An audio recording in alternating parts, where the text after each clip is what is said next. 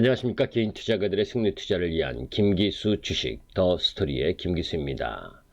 자, 시장을 바라보는 관점을 순환적 강세장으로 바라볼 것인지 아니면 구조적 강세장으로 바라볼 것인지에 대한 판단을 여러분들과 함께 공부하는 시간을 갖도록 하고, 그 속에서 김기수는 계속해서 기술혁명과 파괴적 혁신, 이 부분을 강조드리고 있는데, 기술혁명은 혁신 제품의 연결성, 그러니까 인프라를 합쳐져서 결정이 되는 거죠. 그렇기 때문에 성장주를 고집할 수밖에 없는 이유고, 그러한 부분들 속에서 백신이 라는 소식 때문에 지금 컨택 관련주가 상승하고 성장주 섹터가 다소 조정을 보이는 형상을 보이고 있는데, 그럼에도 불구하고 김기수는 성장주를 고집한다 라고 하는 부분에 대한 몇 가지 이야기들을 하도록 하겠습니다. 자, 우리가 시장에서 2021년 이후 이제 시장 부분을 또 염두에 두고 이 2020년 말을 봐야 되겠죠.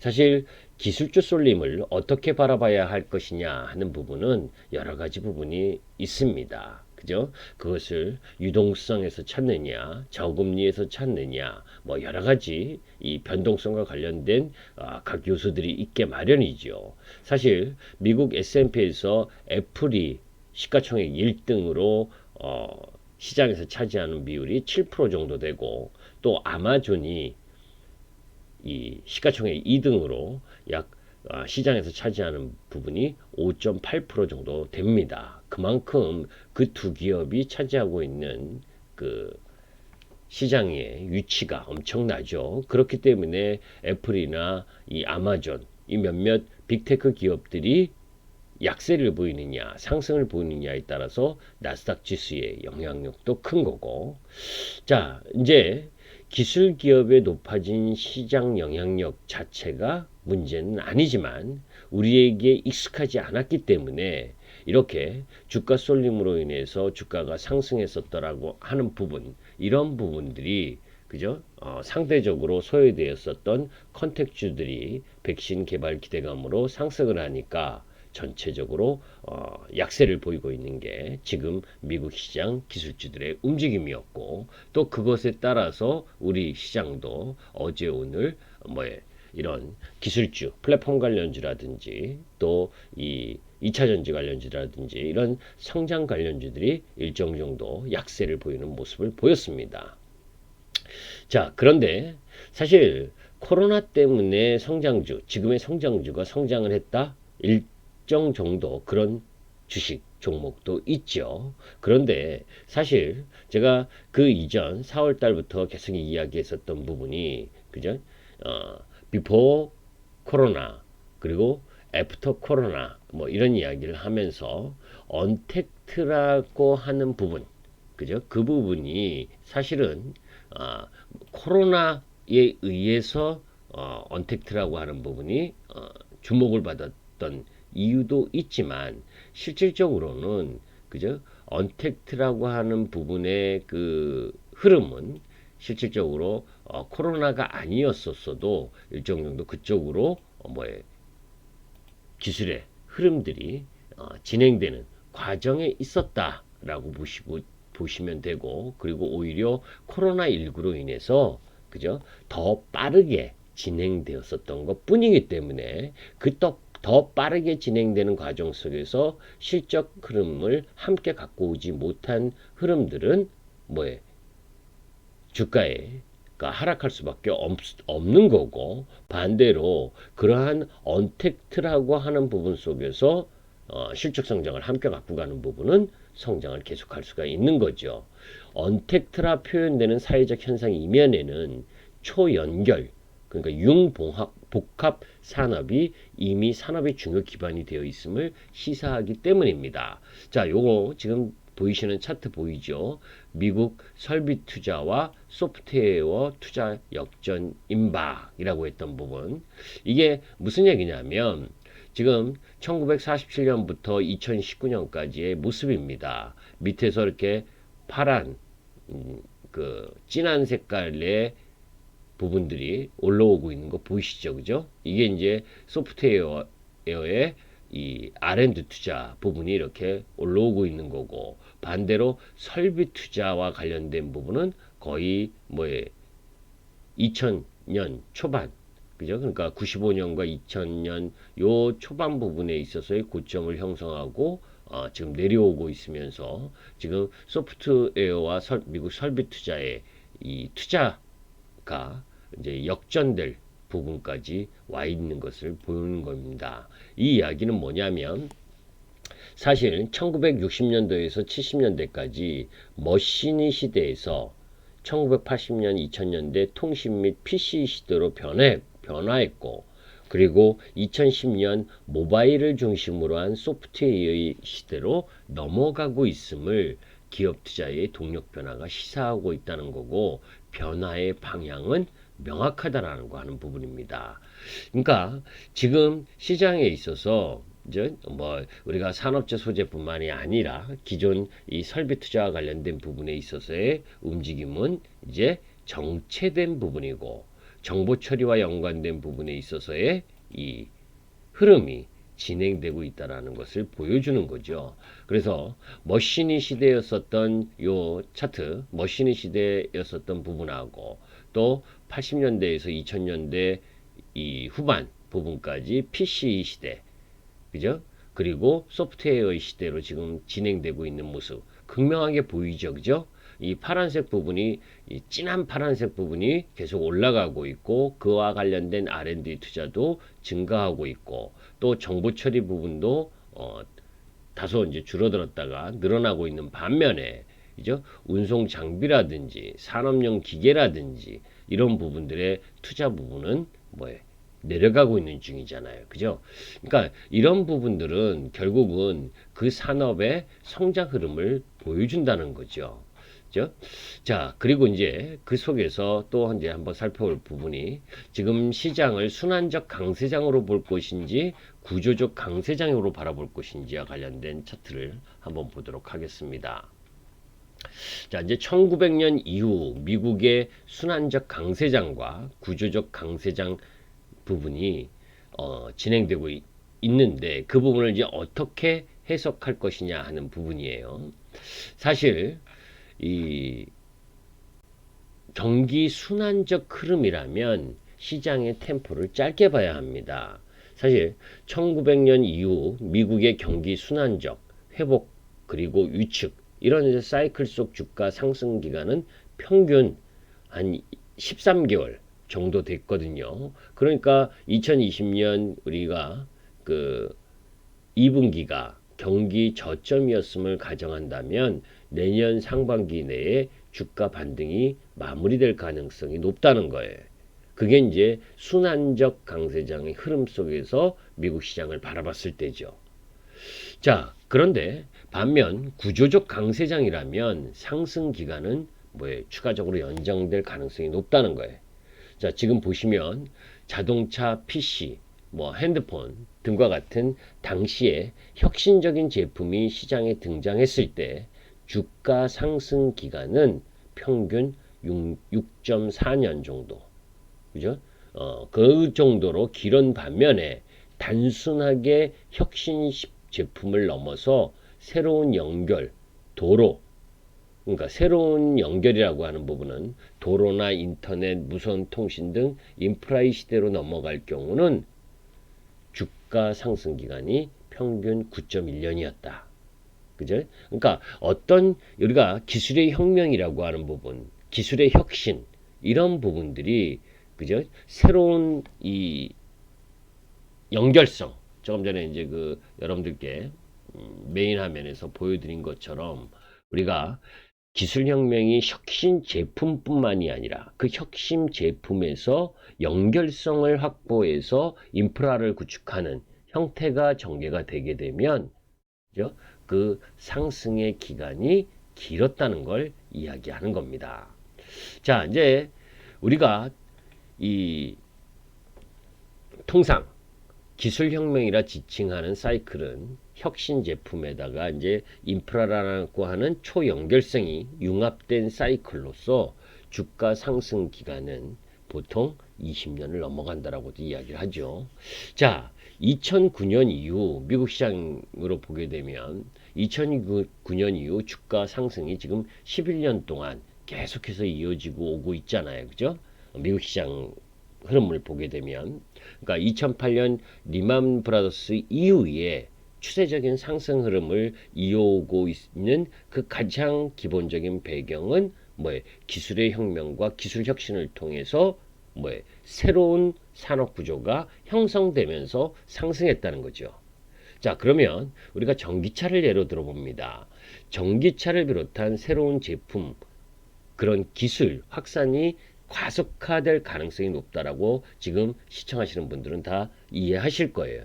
2021년을 전후로 새로운 연결도 예정되어 있기 때문이죠. 그렇다면 앞으로 이러한 기술의 확산과 연결은 어떤 단계를 거칠 가능성이 높고 또 우리 투자자들에게 무엇을 시사할 건지, 그죠? 그것에 대한 부분도 우리가 고민할 필요가 있는 부분입니다.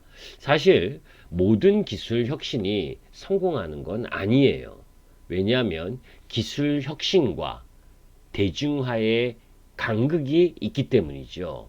그죠? 혁신은 사회 시스템의 모든 구성원에 의해 신속하게 확산되고 채택되어야 하며 혁신이 재창조되거나 거부되지 않아야 하는데, 그죠? 그런 부분들이 사실 기술이 아무리 좋아도 대중화의 벽을 넘어서지 못하면 발전할 수가 없는 거죠.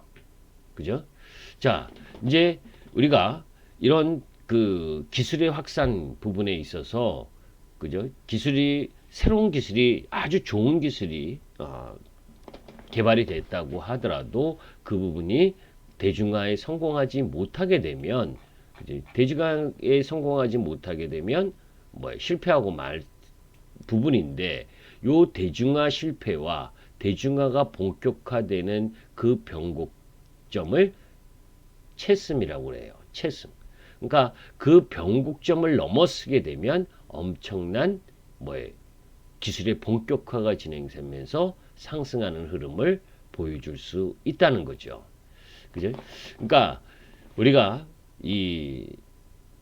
지금 전기차라든지 자율주행, 5G 등, 그리고 또 이 성장주의 개념의 이 기술들, 플랫폼도 마찬가지고, 이러한 일련의 기술들이 어떤 부분, 그러니까 대중화의 분기점의 이 변곡점을 넘어설 수 있을 거냐, 못할 거냐, 이 부분에 대해서 고민을 할 거냐 아니냐인데, 저는 확신이죠.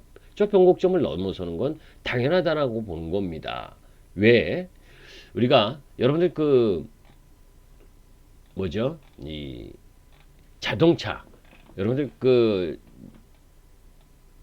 여러분들께서는 자동차를 보게 되면 사실 가솔린 자동차, 그죠? 자동차의 시초가 지금 우리 내연기관이라고 이야기하는 이 가솔린 자동차가 시초가 아닙니다. 오히려 전기차가 1832년에 먼저 대중화됐어요. 그죠? 그래서 1890년과 1900년 초반까지 미국 중심으로 빠르게 확산되면서 1900년에 미국 전기차 등록 대수가 한 1575대인 반면에 가솔린 자동차는 936대로 1000대가 안 됐어요. 그러니까 내연기관보다 전기차가 선호된 이유는 운행거리가 단거리였기 때문에, 그죠? 도로 시스템이 발달하지 않은 부분이 원인이 되면서, 그죠? 가솔린 내연기관에 비해서 시동 걸기가 쉬웠었던 전기차가 더 인기가 있었던 부분이죠. 그런데 1905년, 그러니까 5년 후에 전기차는 1425대로 줄어든 반면에 가솔린 자동차는 18,000대가 넘어서면서 급증하기 시작했어요. 그러니까 1905년부터 바뀐 겁니다. 왜 바뀌었느냐? 도로가 확장되고, 그죠? 도로 인프라가 구축되다 보니까 먼 거리를 주행을 해야 되는데, 그 먼 거리를 전기 자동차는 주행할 수가 없고, 이 내연기관 가솔린 자동차가 이 먼 장거리 주행을 할 수 있는 장점이 생기기 시작을 하니까 이 도로 인프라 구축으로 인해서 이 내연기관이 발달하는 부분을 생겼고, 그런 흐름들 속에서 가솔린 차량이 대량 생산을 통해서 뭐에 가격 하락, 이 부분 때문에 전기차보다 뭐에 각광을 받고 그 이후로 전기차가 사그라들기 시작한 거죠. 사실은 그렇게 보면 초기의 기술혁명은 전기차, 내연기관 모두 해당됐지만 대중화의 기폭제 역할을 한 것은 도로였다는 겁니다. 인프라. 그죠?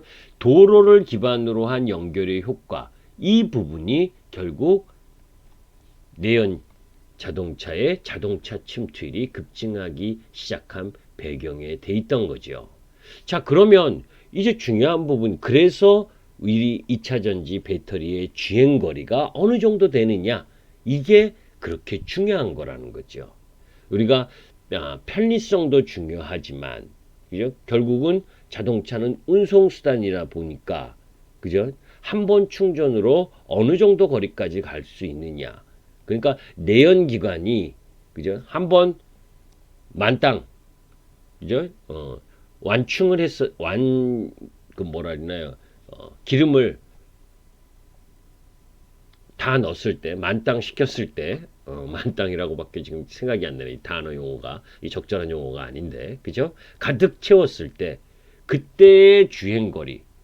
지금 보게 되면, 제가 몰고 있는 차는 이 SUV인데, 그 경유를 한번 가득 넣게 되면 한 900km 정도까지 가는 것 같아요. 1000km인가 900km인가 그 정도를 가는 용량이 들어가는데, 그죠? 지금 이 2차전지 배터리, 전기차 이 배터리가 지금 600km에서 650km 뭐 이 정도잖아요. 그죠? 뭐 이 더 가격이 비싼 건 조금 더 주행거리가 길고, 또 가격이 싼 자동차는 뭐 또 주행거리가 짧고 하긴 하지만, 그래도 600km 정도의 부분이라면 이제 기술 흐름이 조금만 더 진행된다면 뭐에 가속화될 가능성이 높죠.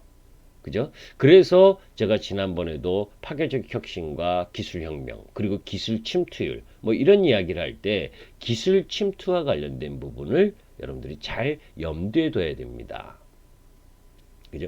자동차부터 스마트폰에 이르기까지 기술 침투기 속 주가에서 이제 몇 가지 시사점을 찾아낼 수가 있는데, 기술 침투율이 0에서 10% 국면은 산업이 본격적으로 성장하는 시기로 관련 기업들의 주가가 동반 상승하는 시기죠.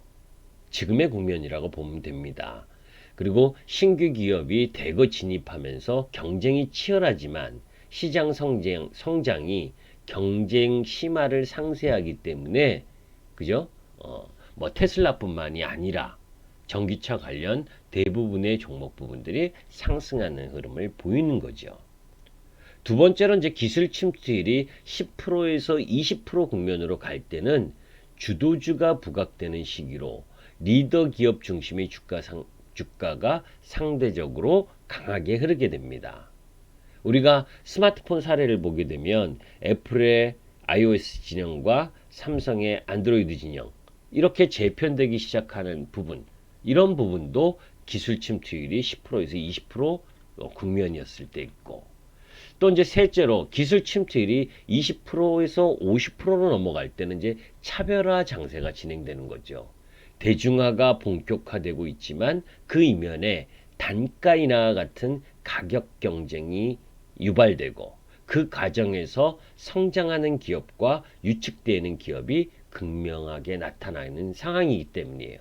그래서 주도 섹터 내에 주도주에 집중하는 시기가 되는 거고, 옥석을 가리는 시기가 되는 겁니다. 네 번째로는 기술 침투율이 50% 이상에 진행되게 되면 주가는 정체할 수밖에 없는 거죠. 그런데 그죠? 반면에 대중들은 기술 침투율이 50% 이상 돼서 산업이 성장했을 때 그제서야 그 섹터와 그 종목에 확신을 갖게 되는 상황이 되는 거예요. 그죠? 해당 산업의 성장성 고점이 침투율 50%에서 전후에서 형성되는데, 그때 그 흐름 속에서 그 성장주를 매수하게 되면 그때는 고점에서 걸릴 가능성이 높습니다. 자, 그러면 기술 관련 기업에, 성장하는 기술 관련 기업에 투자한다면 어떤 시기에 집중해야 합니까? 결국 기술 침투가 확산될 가능성이 높다면 뭐예요? 침투율 30% 이전까지는 추세가 크게 바뀔 가능성이 낮다는 점이고, 확률 측면에서 본다면 침투율 0, 10% 국면이 가장 이성적인 부분이라고 볼 수가 있는 거죠. 그러면 전기차의 지금 기술 침투 확산 시뮬레이션을 한번 보면서 여러분들이 전기차의 기술 침투율이 어느 정도 왔는지 한번 볼 필요가 있습니다. 그죠? 전기차의 기술 침투율 확산 시뮬레이션 부분이죠. 그죠? 자, 전기차의 확산 시뮬레이션 부분을 보니까 지금 뭐예요? 기술 침투율이 2020년 3.5%의 전기차 침투율이 2022년에 7.4%, 2023년에 약 10%에 도달할 거라고 지금 이야기를 하죠. 그죠? 오른쪽이 이제 이 퍼센트지니까 2025년 돼야 10% 정도의 이 기술 침투율이 들어온다는 겁니다. 그렇다면 지금 현재 이 2차전지, 그죠? 배터리, 전기차 이쪽 라인 부분이 기술 침투율과 관련된 부분에 있어서는 상당히 뭐예요? 낮은 상태잖아요. 오히려 지금보다 내년, 내후년이 더 전기차에 대한 기대가 가장 클 수 있는 시기로 판단이 된다면 그런 흐름에 지금 시뮬레이션을 보여주고 있는 상황이다.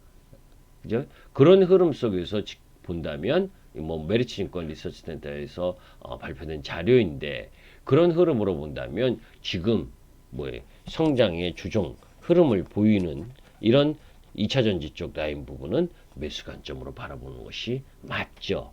그죠? 뭐 2차전지뿐만이 아닙니다. 그죠?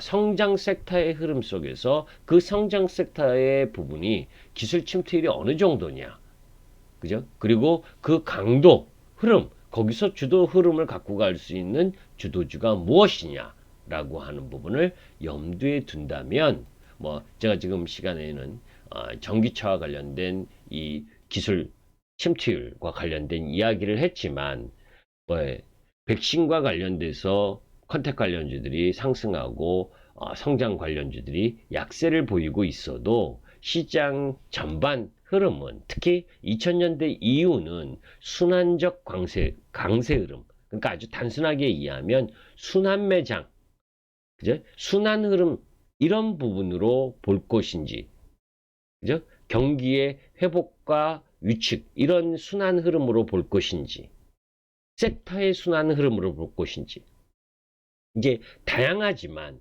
그죠? 백신을 통한 부분에 있어서의 기대, 이 흐름보다 산업의 구조적 성장, 기술의 구조적 흐름, 이런 부분을 통해서 성장주를 매매하는 것이 더 바람직하다라고 저는 보는 겁니다. 어제, 오늘 이 이틀 흐름으로 봤을 땐, 그죠? 컨택 관련주가 상대적으로 더 좋은 시장이었죠. 그죠?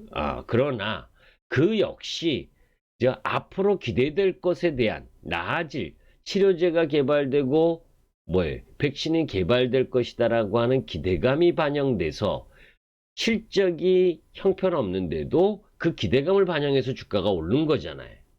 그죠?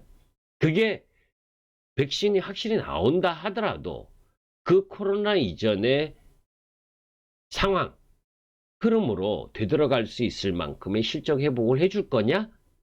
장담할 수 없는 거고, 또 그 이전에 코로나19 이전에 글로벌 시장의 고성장은 구사하다가 코로나 때문에 저성장을 보인 게 아니고 글로벌 전체적으로 저성장 기조가 유지되는 흐름이었었다라는 걸 감안한다면 섹터가 성장하는 흐름들을 공격해야 매매를 해야 된다라고 하는 부분을 여러분들께 강조드리기 위해서 오늘 기술혁명 부분을 다시 한번 언급드렸습니다.